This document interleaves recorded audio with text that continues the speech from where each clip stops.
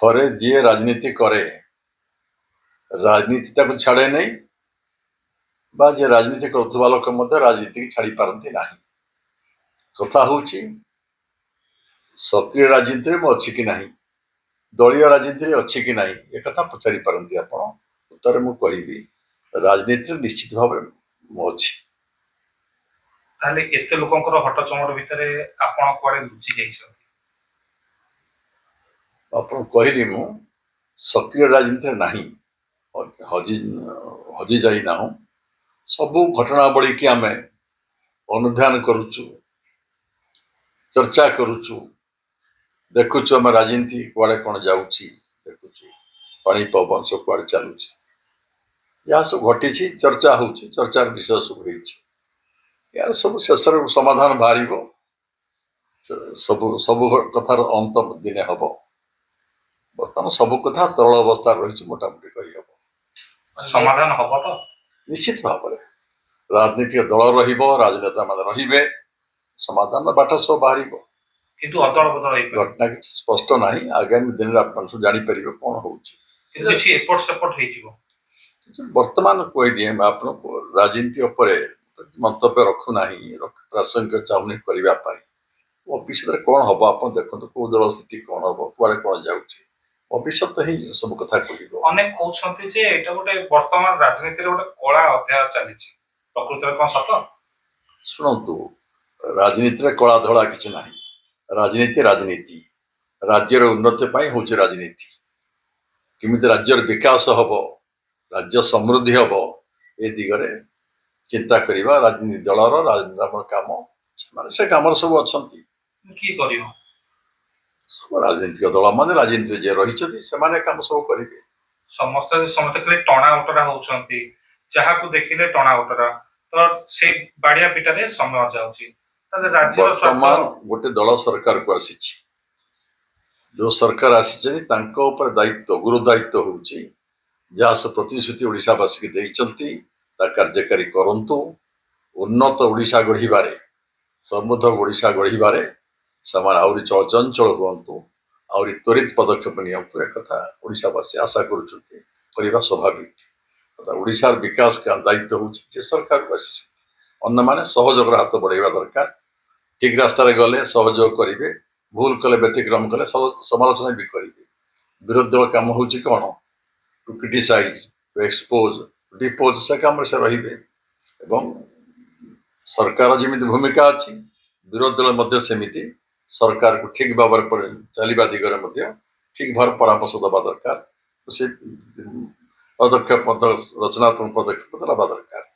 ଆପଣ ଜଣେ ଅଭିଜ୍ଞ ରାଜନେତା, ଏ ଯୋଉ ରାଜନୈତିକ ଅସ୍ଥିରତା ଦେଖାଯାଉଛି କାରଣ କ'ଣ ହୋଇଥାଇପାରେ? ରାଜନୀତି ଠିକ ଭାବରେ ଚାଲିଛି, ଚାଲିବ। ଅସ୍ଥିର ବୋଲି ଆପଣମାନେ ସବୁ କହୁଛନ୍ତି ନା, ଅସ୍ଥିର କାହିଁ? ରାଜନୀତି ଯେମିତି ଚାଲିବା କଥା ଚାଲିଛି।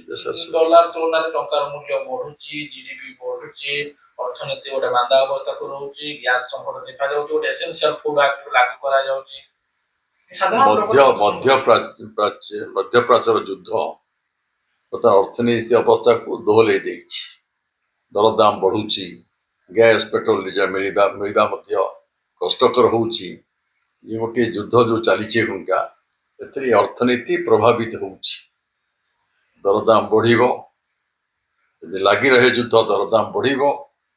ଏବଂ ଆମର ଭାରତ ବର୍ଷ ଯୋଉ କଥା କହିଲେ ଆପଣ, ଟଙ୍କାର ମୂଲ୍ୟ ହ୍ରାସ ପାଇବାରେ ଲାଗିଛି। ଗୋଟେ US ଡଲାର ବର୍ତ୍ତମାନ 93 ଟଙ୍କା ହେଇଗଲାଣି ଆମ ଭାରତ ବର୍ଷ ଟଙ୍କାରେ।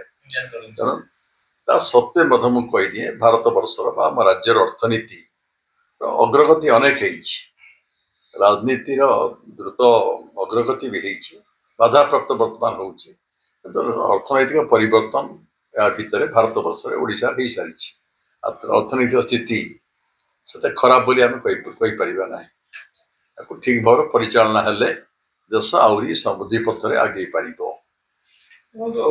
ବର୍ତ୍ତମାନ ଗୋଟେ ଚର୍ଚ୍ଚା ହଉଛି ଅନେକ ବିଧାୟକଙ୍କର ସଭ୍ୟପଦ ଯାଇପାରେ, ଆପଣ ଯେତେବେଳେ ପର୍ଯ୍ୟନ୍ତ ରାଜନୀତି। ଶୁଣନ୍ତୁ, ମୁଁ କହିଲି ଆପଣଙ୍କୁ, ବର୍ତ୍ତମାନ ସବୁ ରାଜ୍ୟସଭା ନିର୍ବାଚନ ସମ୍ପର୍କରେ ବା ରାଜନୀତି ଘଟଣାବଳୀ ସମ୍ପର୍କରେ ମୁଁ କିଛି ମନ୍ତବ୍ୟ ରଖୁନାହିଁ, ରଖିବା ପ୍ରାସଙ୍ଗିକ ମନେ କରୁନାହିଁ। ए दिगरे मते आपण प्रश्न କରିବା उचित। शेष प्रश्न रहब आंबेडकर जयंती को नहीं गोटे बैठक बसला चलित वर्ष बाद एप्रिल 14 हम आंबेडकर जयंती आपनकर कोन केमि सर प्लानिंग रहिछि याको पालन करिया लागि आपण जानिछंती बाबा साहेब आंबेडकर ये संविधान रो प्रणेता हिसाब रे परिचित जो संविधान पृथ्वी रे सबुठ भल संविधान देशर समता आनिबा पाई सामाजिक न्याय देबा पाई तले पड़िथिबा लोकर उत्थान पाई जो अवदान दे जाइछंती बाबा साहेब आंबेडकर को वर्षरे थरे मने पकेबा उचित रहिछि। तेणु आमर सुकिंदा अंचल मध्य प्रतिवर्ष पालन करा जाए।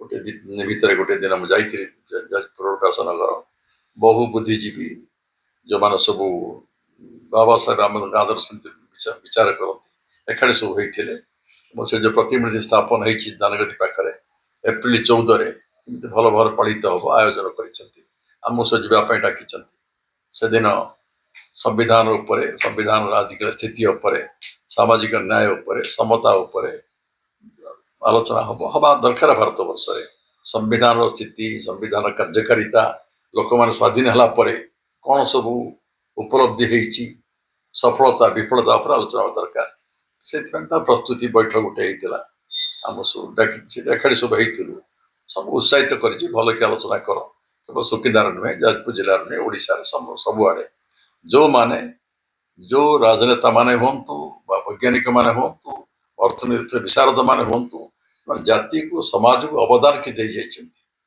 मनरे पकेवा आत्मार सदगति भगवान प्रार्थना करवा स्मृतिचारण करवा ये गोटे जातीय कर्तव्य।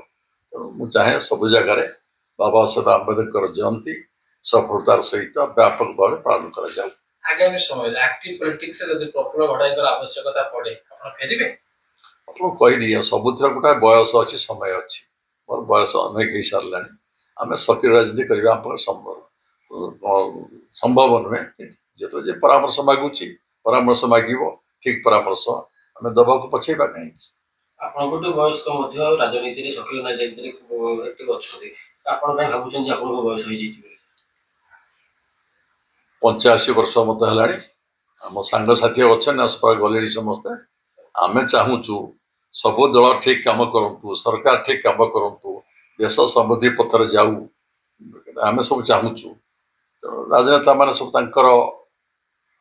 संकल्प को आखि आगे रखी सब कम करें समस्त आशा करवा आम ओडिशाटा बढ़ू एबे जो सरकार अच्छी कार्यकाल को लेकिन कौन प्रथम कहली आप सरकार एपर्यंत खूब परफर्मिंग हो पारि ना लोकर आशा आकांक्षा पूर्ण करने दिगरे से सफल एपर्यंत हो पारि ना गोटे देखा जाऊँगी ओभर ड्राफ्टिंग होती सरकारी कर्मचारी मान ठिकाना दरमा मिलूनी बजेट ओभर ड्राफ्टिंग आरंभ ही नहीं पर्यंत ओभर ड्राफ्टिंग ही नहीं पर्यंत ऋण बढ़ुची किंतु ऋण सीमा भीतर रही ऋण उत्पादक ता भीतर जो रहिबा कथा सीमा रहिबा कथा सीमा भीतर अच्छी खुला बजार